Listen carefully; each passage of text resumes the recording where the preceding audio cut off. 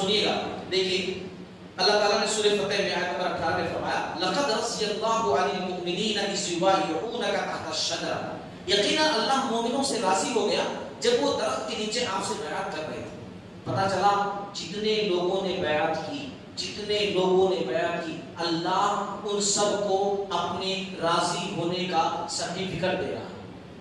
اس سے بڑی بات کیا ہو سکتی؟ یعنی اللہ راضی ہو گیا اور اللہ جس سے راضی ہو گیا اس کے واسطے جنت ہی ہے بدلہ. یعنی دنیا کے اندر تمام لوگوں کو راضی نامہ مل رہا ہے مطلب جنت مل رہی ہے. اسی لیے احادیث میں کبھی پڑھتا ہوں مغرب میں تو بعض صحابی کے آگے لکھا ہوا رہتا ہے یہ بدری صحابہ ہیں, یہ بیت رضوان والے ہیں. کیوں لکھا رہتا ہے؟ خاص طور سے روات کے بارے میں, راویوں کے بارے میں ان کی فضیلت بیان کرنے کے لیے کہ یہ صحابی ہیں, صحابی ہونے کے ساتھ ساتھ بدر والے صحابی ہیں, صحابی ہونے کے ساتھ ساتھ بیت رضوان والے صحابی ہیں. فضیلت بتانے کی تو ایک فضیلت تو یہ ہوگی اللہ ان سے راضی ہو گئے. اور اسی لیے جو ہے اسی لیے صحابہ کرام کے تعلق سے عام بات تو ہے ہی ہے, سورہ بینہ وغیرہ کے اندر خاص بات بھی ہے رضی اللہ تعالیٰ عنہ, اسی لیے لگایا جاتا ہے اللہ ان سے راضی ہو, اللہ سے راضی. اچھا دوسری سورہ فتح کی آیت نمبر 10 پڑھیے. اللہ نے فرمایا ان الذین یبایعون اللہ ید اللہ فوق ایدیہم. اللہ اکبر. بے شک جو لوگ آپ سے بیعت کرتے ہیں وہ تو بس اللہ سے بیعت کرتے ہیں. بیعت آپ سے کر رہے ہیں لیکن در حقیقت کس سے بیعت کر رہے ہیں؟ وہ اللہ سے بیعت کر رہے ہیں. اللہ کا ہاتھ ان کے ہاتھوں کے اوپر ہے. امام ابن قیم رحمۃ اللہ علیہ نے اس کی تشریح کرتے ہوئے کہا اس آیت کی کہ اصل بیعت اللہ سے ہی تھی. رسول اللہ صلی اللہ علیہ وسلم تو سفیر کا کام کر رہے تھے, اللہ کی طرف سے سفیر کا کام کر رہے تھے, ورنہ اصل بیعت تو اللہ سے ہی تھی. اور چونکہ اللہ اپنی ساری مخلوق سے اوپر ہے تو اللہ کا ہاتھ ان کے ہاتھوں کے اوپر ہی ہو, کیونکہ اللہ سب سے اوپر ہے تو اللہ تعالیٰ کا ہاتھ ان سب کے اوپر ہی ہو. تو یہ کتنی بڑی فضیلت ہے جن لوگوں نے وہاں پر بیعت کی. اسی طریقے سے حدیث کے اندر چند حدیثیں دیکھ لیں. ایک مرتبہ آپ صلی اللہ علیہ وسلم نے فرمایا کہ درخت کے نیچے بیعت کرنے والوں میں سے کوئی بھی جہنم میں داخل نہ ہوگا. مسلمانوں کے حدیث کوئی بھی, آپ صلی اللہ علیہ وسلم نے کہا جتنے لوگوں نے بیعت کی درخت کے نیچے بیعت کرنے والے کوئی بھی جہنم کے داخل نہیں ہوگا. حدیبیہ والے دن آپ صلی اللہ علیہ وسلم نے اسی دن آپ صلی اللہ علیہ وسلم نے فرمایا تم اہل زمین میں سب سے بہتر لوگ ہو. لوگوں کو بیعت کر رہے گا تم اہل زمین میں اس وقت سب سے بہتر لوگ ہو, یہ آپ صلی اللہ علیہ وسلم نے فرمایا. اور اسی طریقے سے ایک روایت سے مسلم کی ہے, حاتب بن ابی بلتا ایک صحابی ہے جو بیت رضوان میں تھے. ایک مرتبہ مدینہ کے اندر کیا ہوا, حاتب بن ابی بلتا کا ایک غلام تھا, وہ جھوٹ موٹ آ کر کے آپ صلی اللہ علیہ وسلم سے شکایت کرنے لگا کہ دیکھو یہ حاتب جو ہے نا یہ جنت نہیں جائیں گے, یہ جہنم میں جائیں گے. آپ صلی اللہ علیہ وسلم کے سامنے آ کر غلام کہنے لگا تو آپ صلی اللہ علیہ وسلم نے کہا کہ تم جھوٹے ہو, تم جھوٹ بول رہے ہو, وہ آگ میں داخل نہیں ہوگا کیونکہ وہ بدر اور حدیبیہ میں شامل ہوا تھا. وہ آگ میں داخل نہیں ہوگا ہاتھی, وہ بدر میں اور حدیبیہ میں شامل ہوا تھا. ایک مرتبہ آپ صلی اللہ علیہ وسلم نے فرمایا انشاءاللہ, اور یہ انشاءاللہ برکت کے لیے آپ صلی اللہ علیہ وسلم نے کہا تھا, شک کے لیے نہیں, انشاءاللہ برکت کے لیے, کیونکہ ہر چیز اللہ رب العالمین سے جوڑنی چاہیے. ہر خیر کا کام ایسا نہیں کہ میں کیا میری وجہ سے ہوا, اللہ سے. تو آپ صلی اللہ علیہ وسلم نے فرمایا انشاءاللہ درخت کے نیچے بیعت کرنے والوں میں سے کوئی بھی آگ میں داخل نہیں ہوگا, یہ آپ صلی اللہ علیہ وسلم نے کہا. اچھا اما حفصہ رضی اللہ تعالیٰ عنہ تھیں آپ صلی اللہ علیہ وسلم کے قریب, یہ مدینہ پاک کا واقعہ ہے. تو سن کر اماں نے پوچھا اے اللہ کے رسول کیوں نہیں, یعنی ان کا مطلب اعتراض کرنا نہیں تھا. دیکھو اعتراض میں اور سوال میں فرق ہوتا ہے.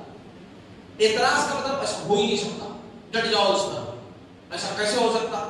سوال کا مطلب ایسا کیسا, مطلب سمجھائیے. تو انہوں نے کہا کہ کیوں نہیں کوئی, جتنے لوگ نہیں جائیں گے. تو آپ صلی اللہ علیہ وسلم نے انہیں ڈانٹا, کہا ایسا سوال کر رہی ہو, یعنی کیونکہ اس میں جو بیت رضوان والے تھے ظاہر سی بات ہے ان کے پوائنٹس کم ہو رہے ہیں ان کی سوال کی وجہ سے. تو آپ صلی اللہ علیہ وسلم نے کہا کہ ارے ایسا کیسے سوال کر رہی ہو.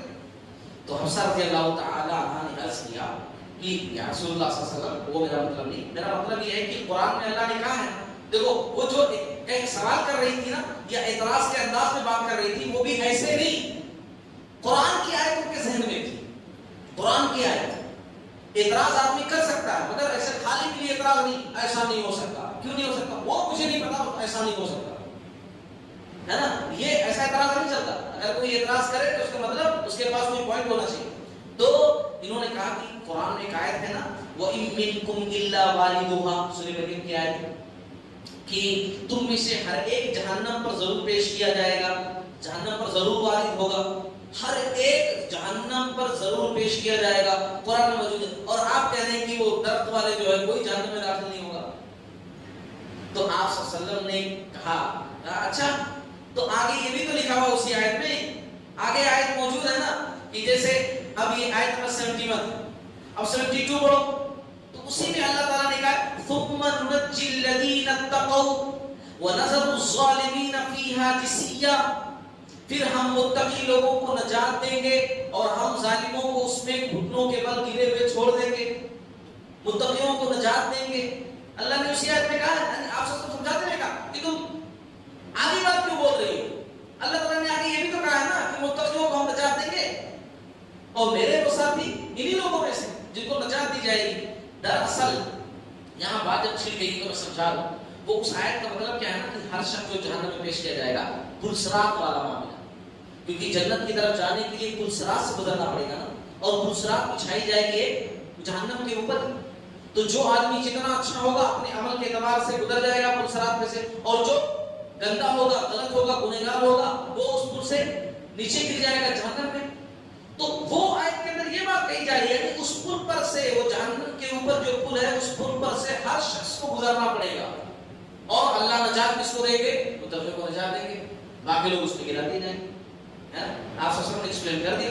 اچھا اس بیعت میں تمام مسلمان شریک جتنے وہاں تھے 1400 صحابہ کرام، صرف ایک شخص تھا لال اونٹ والا. حدیث میں ملتا ہے لال اونٹ، لال اونٹ سرخ اونٹ بولے تو بہت کم پائے جاتے ہیں، بہت مہنگے ہوتے ہیں. مطلب کہ یہ بندہ بڑا مالدار تھا، منافق تھا، نام تھا جد بن قیس. اس کا نام کیا تھا؟ جد بن قیس. منافق تھا، ظاہراً مسلمان، اندر سے مسلمان نہیں. تو آپ صلی اللہ علیہ وسلم نے باقاعدہ کہا وہ لال اونٹ والا جو ہے، اس کا نام نہیں لیا آپ صلی اللہ علیہ وسلم، کہا لال اونٹ والا وہ جو ہے وہ فائدہ نہیں اٹھا پائے. اور اس نے واقعی میں بیعت کی بھی تھی، بلکہ بعض لوگوں نے، بعض مسلمانوں نے کہا کہ آپ صلی اللہ علیہ وسلم نے کہا کہ لال اونٹ والا جو ہے وہ ہلاک ہو گیا، تو تمہارے پاس ہی لال اونٹ ہے، لال اونٹ گم ہو گیا، تمہارا ڈھونڈ رہے ہو لال اونٹ، لال اونٹ. پہلے اونٹ کو بعد میں ڈھونڈو، آپ صلی اللہ علیہ وسلم کے پاس جا کر توبہ استغفار کرو، بولو کہ اللہ سے معافی مانگ دیں اور جا کر بیعت وغیرہ کر لو، بخشش ہو جائے گی.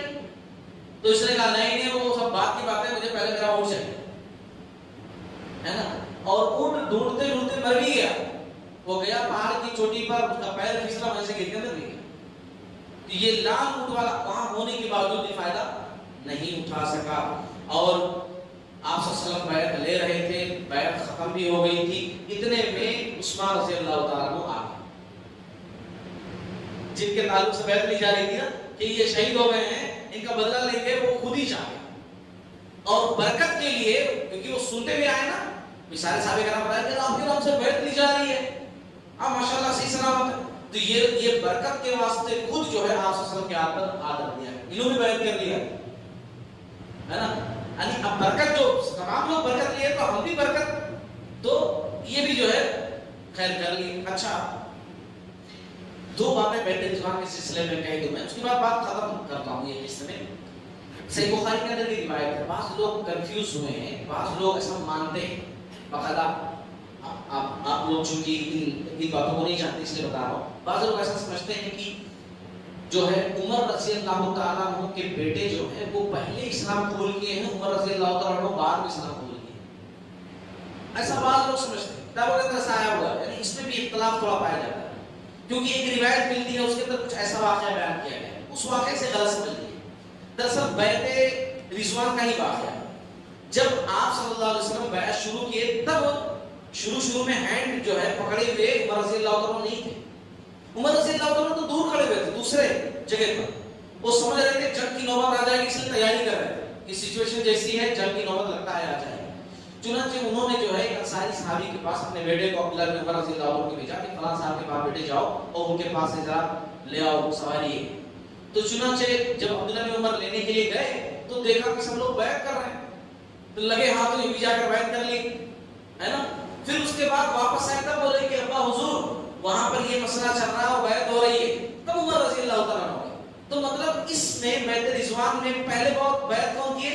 پہلے بیٹے کیے اس کے بعد باپ کیے. تو بعض لوگوں نے یہ سمجھ لیا کہ پہلے اسلام انہوں لائے ہیں اور بعد میں عمر رضی اللہ عنہ اسلام لائے ہیں, جبکہ یہ مسئلہ الگ تھا. اچھا,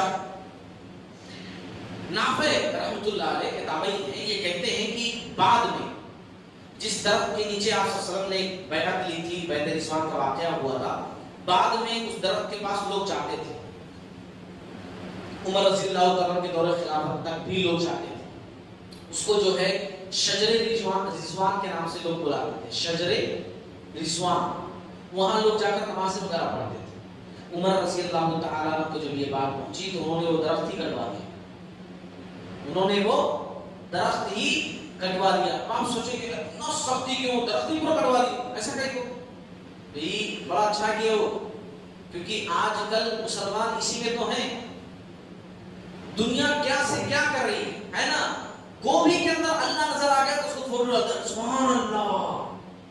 اللہ رب العالمین جو ہے پوری دنیا بنایا ہے.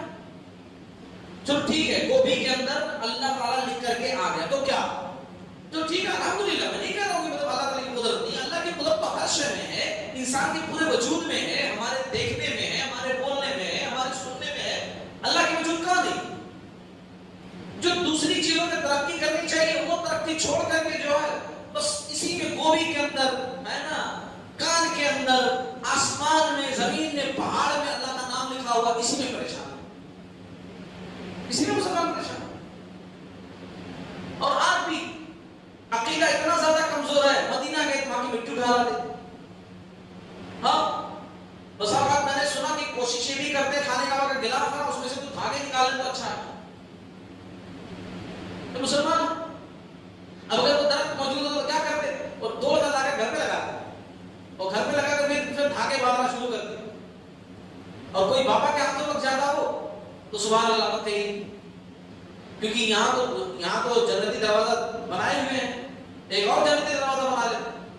ہاں ابھی کہانی نہیں سنا رہا, مسلمانوں کا عالم یہ ہے, نام کے مسلمان جنتی دروازہ بنا کر بیٹھے ہوئے ہیں. سامنے پردہ کھولا جاتا ہے, پیسے دے کر کے جاؤ, اس میں چلے گئے تو سمجھو جنت پکی. یہ بابا لوگوں کی داستانی ہے. اگر وہ جھاڑ ہوتا تو کیا کرتے سوچیے. تمام چیزیں ذہنوں میں اندر رکھیے. آپ صلی اللہ علیہ وسلم نے زندگی میں دعا کی تھی کہ میری قبر کو جو ہے وہ بدھ نہیں بنانا, میرے ٹھہرے کی جگہ نہیں بنانا. آپ صلی اللہ علیہ وسلم نے دعا کی تھی میری قبر کو اللہ رب العالمین محفوظ فرمانا.